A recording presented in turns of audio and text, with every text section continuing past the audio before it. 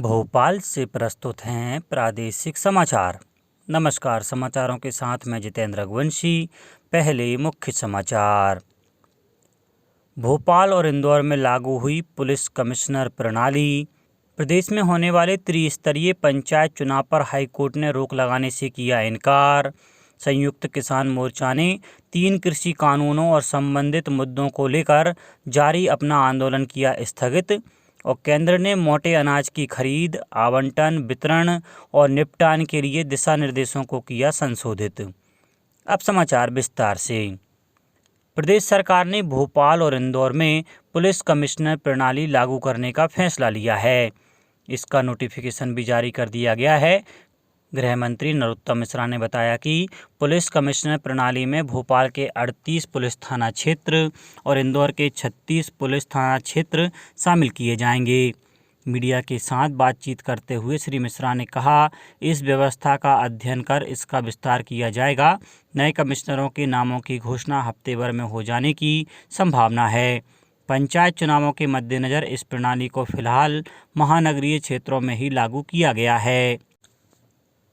मुख्यमंत्री श्री शिवराज सिंह चौहान ने कहा है कि पूर्व प्रधानमंत्री भारत रत्न श्री अटल बिहारी वाजपेयी ने बुंदेलखंड क्षेत्र के विकास के लिए कैन बेतवा लिंक परियोजना का जो सपना देखा था, उसे प्रधानमंत्री श्री नरेंद्र मोदी ने साकार किया है। गत दिवस केंद्रीय कैबिनेट ने 44,605 करोड़ रुपए की लागत वाली कैन बेतवा लिंक परियोजना को मंजूरी दे दी है। यह परियोजना मध्य प्रदेश के बुंदेलखंड क्षेत्र में विकास और प्रगति का एक नया सूर्योदय करेगी। मुख्यमंत्री श्री चौहान ने कहा कि हमारे बुंदेलखंड क्षेत्र की बहुप्रतीक्षित महत्वाकांक्षी राष्ट्रीय कैन बेतवा लिंक परियोजना सूखा प्रभावित क्षेत्रों को सिंचाई और पेयजल में आत्मनिर्भर बनाएगी, साथ ही ऊर्जा क्षमता में भी बढ़ोतरी होगी।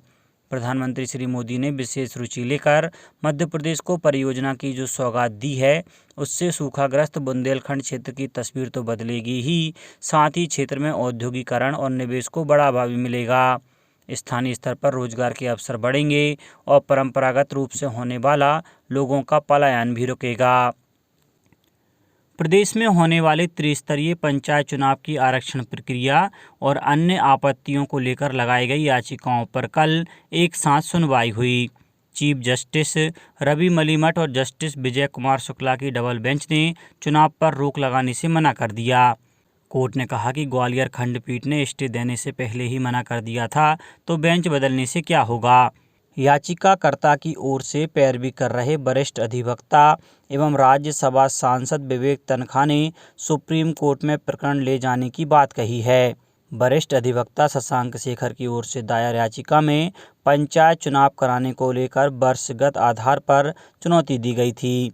वहीं पुरानी याचिकाओं में कहा गया था कि राज्य सरकार ने 21 नवंबर 2021 को अधिसूचना जारी कर आगामी पंचायत चुनाव में 2014 के आरक्षण रोस्टर के आधार पर चुनाव कराने की घोषणा की है। मुख्यमंत्री श्री शिवराज सिंह चौहान आज सागर में 140 करोड़ रुपए से अधिक की लागत के 10 निर्माण कार्यों का भूमि पूजन करेंगे। मुख्यमंत्री श्री चौहान 75 करोड़ 60 लाख रुपए की लागत से बनने वाले एलिवेटेड कॉरिडोर, 20 करोड़ 32 लाख की लागत से बनने वाले सागर सिटी गवर्नेंस सेंटर और 8 zonal citizen facilitation centre, 16 crore 23 lakh की लागत से ट्रांसपोर्ट नगर एवं मैकेनिक्स कॉम्प्लेक्स, 8 करोड़ 2 लाख की लागत का डेयरी विस्थापन, 4 करोड़ 88 लाख की लागत के फायर स्टेशन भवन का निर्माण, 4 करोड़ 28 लाख की लागत के 6 कन्वेंशन सेंटर के अपग्रेडेशन, 3 करोड़ 83 लाख की लागत का वृद्धाश्रम, 3 करोड़ 10 लाख की लागत का restoration and heritage conservation work, 2 crore 77 lakh की लागत का renovation and redevelopment of MLB under CM rise school scheme और 84 लाख रुपए की लागत से बनने वाले मटेरियल रिकवरी फैसिलिटी सेंटर के निर्माण का भूमि पूजन करेंगे। मुख्यमंत्री श्री चौहान सागर में स्मार्ट सिटी के कार्यों का निरीक्षण और स्मार्ट सिटी के कार्यों की समीक्षा भी करेंगे। श्री चौहान स्वयं सहायता समूह को ऋण वितरण के साथ ही मेडिकल कॉलेज तथा ऑक्सीजन प्लांट का निरीक्षण करेंगे। सरकार ने तमिलनाडु में नीलगिरी जिले के कुन्नूर के पास हुई हेलीकॉप्टर दुर्घटना की जांच के आदेश दे दिए हैं। एयर मार्शल मानवेंद्र सिंह की अध्यक्षता में जांच दल में तीनों सेनाओं के विशेषज्ञ शामिल हैं। हेलीकॉप्टर दुर्घटना में प्रमुख रक्षा अध्यक्ष जनरल बिपिन रावत सहित 13 लोगों की मृत्यु हो गई थी। वहीं जनरल बिपिन रावत का आज पूरे सैन्य सम्मान के साथ अंतिम संस्कार किया जाएगा। गौरतलब है कि इस हादसे में सीहोर की इछावर तहसील के ग्राम धामंदा के जवान जितेंद्र सिंह वर्मा की भी मृत्यु हो गई है। राज्य शासन ने प्रदेश की सभी प्रक्रम बस सेवाओं में दिव्यांग व्यक्तियों को 50% छूट देने के निर्देश दिए हैं। दिव्यांग व्यक्ति को UDID कार्ड दिखाने पर यह छूट मिल जाएगी। परिवहन आयुक्त द्वारा प्रदेश के सभी क्षेत्रीय, अतिरिक्त क्षेत्रीय एवं जिला परिवहन अधिकारी को निर्देश दिए गए हैं कि दिव्यांग व्यक्ति को दिव्यांगजन सक्षम प्राधिकारी के प्रमाण पत्र के रूप में केंद्र या राज्य शासन द्वारा जारी यूनिक डिसेबिलिटी ID कार्ड प्रस्तुत करने पर किराए में 50% छूट का लाभ दें। उल्लेखनीय है कि केंद्रीय दिव्यांगजन सशक्तिकरण विभाग द्वारा unique ID for person with डिसएबिलिटीज UDID project चलाया जा रहा है। इसमें दिव्यांगों को UDID कार्ड दिए जा रहे हैं। कार्ड के माध्यम से दिव्यांग केंद्र तथा राज्य शासन की विभिन्न योजनाओं का लाभ उठा सकते हैं। UDID कार्ड निर्माण में मध्य प्रदेश देश में पहले स्थान पर है। संयुक्त किसान मोर्चा ने 3 कृषि कानूनों और संबंधित मुद्दों को लेकर जारी अपना आंदोलन स्थगित करने की घोषणा की है। नई दिल्ली में संवाददाता सम्मेलन में संबोधित करते हुए किसान नेता गुरनाम सिंह चड़ूनी ने कहा कि यह फैसला किसान नेताओं की बैठक में किया गया है। उन्होंने कहा कि आंदोलनकारी किसान शनिवार से प्रदर्शन स्थल छोड़ना शुरू कर देंगे।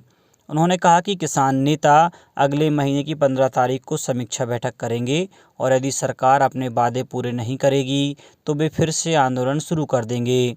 किसान करीब 1 वर्ष से दिल्ली की सीमाओं पर आंदोलन कर रहे हैं। मध्य प्रदेश को केंद्र सरकार की ओर से बड़ी सौगात मिली है। मध्य प्रदेश के चिकित्सा शिक्षा मंत्री श्री विश्वास कैलाश सारंग ने केंद्रीय स्वास्थ्य एवं परिवार कल्याण मंत्री डॉक्टर मनसुख मांडविया से मुलाकात की। इस मुलाकात में केंद्रीय स्वास्थ्य एवं परिवार कल्याण मंत्री ने मध्य प्रदेश को कोरोना के हर वेरिएंट से लड़ने के लिए 5 जीनोम सीक्वेंसिंग मशीन दी हैं। चिकित्सा शिक्षा मंत्री श्री सारंग ने बताया कि मध्य प्रदेश की जनता के स्वास्थ्य का बेहतर ख्याल रखते हुए केंद्रीय स्वास्थ्य मंत्री श्री मनसुख मांडविया ने राज्य को 5 जीनोम सीक्वेंसिंग मशीन दी हैं। यह मशीन भोपाल, इंदौर, जबलपुर, रीवा और ग्वालियर में लगाई जाएंगी।